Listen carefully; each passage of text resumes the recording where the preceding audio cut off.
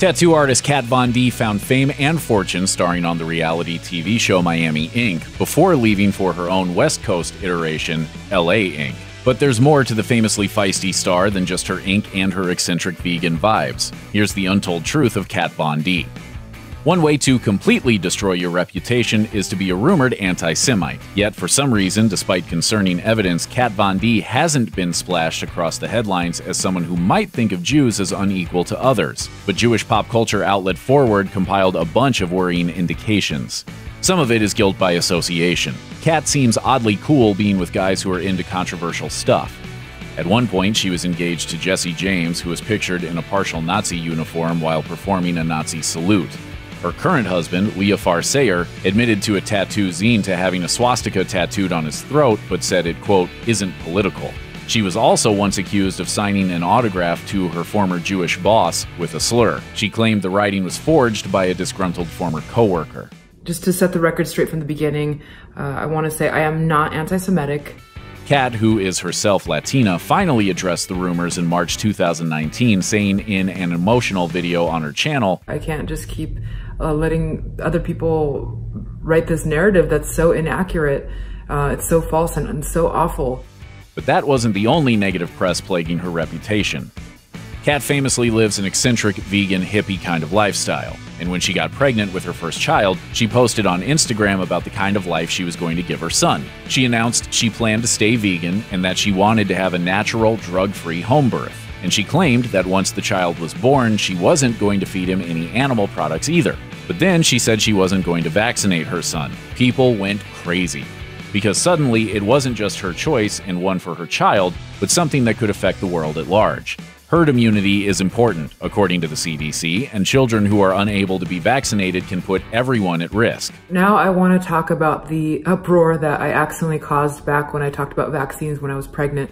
Months after her son arrived, Kat went on to also address the anti-vax rumor via her YouTube channel in March 2019, posting, I am not an anti-vaxxer. What I am is a first-time mother. She claimed that at the time of her Instagram post, she had been researching options, but that her son is now under the supervision of a pediatrician. She added, I am choosing not to make our decision or any of our baby's health records public, and I just want to thank you guys for respecting that.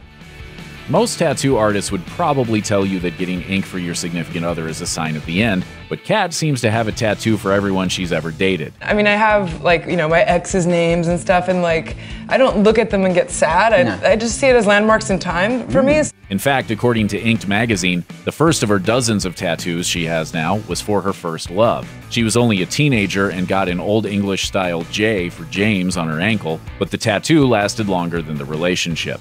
We lasted for a good 3 years, and now it stands for just kidding. She also has Orby for Alex Orbison, musician Roy Orbison's son.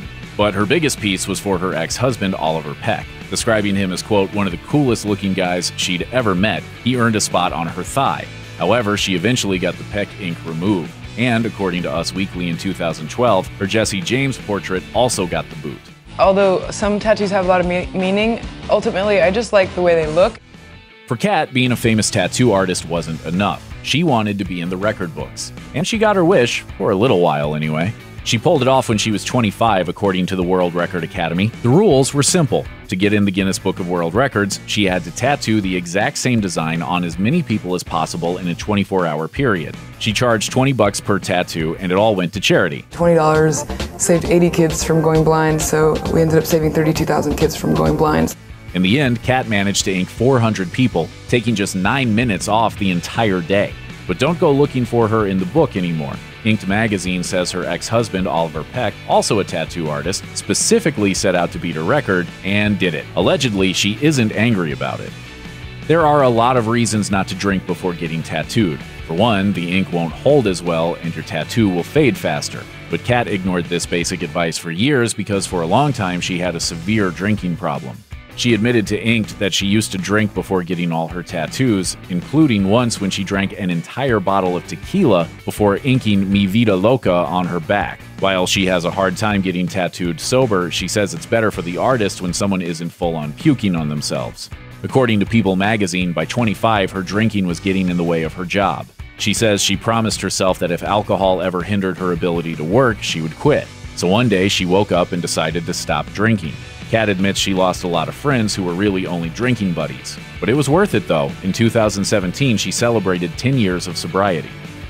Kat isn't just a famous tattoo artist and reality star, she also has an extremely successful makeup line. And it seems like a lot of people buy it in spite of the controversy surrounding it. I had the idea of doing a photo shoot with Billy Joe where we kind of like pay homage to this old poster that I used to have as a kid. According to Allure, in 2017, she introduced an eyeliner called Basket Case after the Green Day song of the same name. While people took offense to the name, they were even more upset with her promo image, which seemed to celebrate the famously violent and eventually deadly relationship between Sid Vicious and Nancy Spungen. Kat hit back on Instagram claiming that lots of great people had messed up lives and they should still be honored. In 2013, Sephora, which exclusively sells the brand, gave in and finally pulled a product because of its name. The Globe and Mail reported that public backlash was also so great over a lipstick called Celebutard that they had to take it out of their stores. There is a code when it comes to tattoos. No matter how cool someone else's idea is, you can't just take it. Tattoos are way too personal to randomly be stealing them from other people. But Kat, despite being one of the most famous tattoo artists in the world, totally broke the rules. She's come up with thousands of ideas in her time and has dozens of her own creations on her skin, but her most famous tattoo didn't come from her creative brain. Kat likes showing off her stomach, where she has the word Hollywood inked in what looks like red lipstick. It's even become her trademark. But she owes that fame to a random, quote, cool rocker chick who came into her shop once, according to an interview with Inked magazine. The inspiration comes from a band called the New York Dolls, whose logo was their name in lipstick. This customer, who must have had a connection to LA like Kat, wanted the same thing but for her neck of the woods. Instead of giving it to her though, Kat took it for herself. Of course, karma came after her for it, so instead of never seeing the rocker girl again like she probably hoped, Kat ran into her at a bar with her own midriff showing. The woman must have seen the tattoo but kindly didn't say anything. Kat says she would be more than happy to ink it on her as well so they could be, quote, twinsies. Kat wrote about her early years via Pop Sugar, and she wants you to know that while her dad was a doctor, she didn't grow up in your typical medical profession family. Most people assume kids with a doctor as a parent probably come from money and live a life of some luxury. But it seems this could not be further from the truth for Kat Von D. My dad is my hero, and I always, attribute any good quality of me to him. Originally from Argentina, Kat's parents got married and moved to Mexico, where she and her two siblings were born. The tiny town of Montemorelos didn't have a hospital, so her dad started one. But while it was a boon to the community, the flip side was that his family was dirt poor, literally. Kat remembers running around barefoot on the packed dirt floors of their little house. It didn't have electricity or even running water for an extensive period of time, and the result was that they bathed in buckets. The town itself had more horses on the streets than cars. She was only 4 when they left Mexico and road trip to Loma Linda, California, but her lifestyle didn't change much.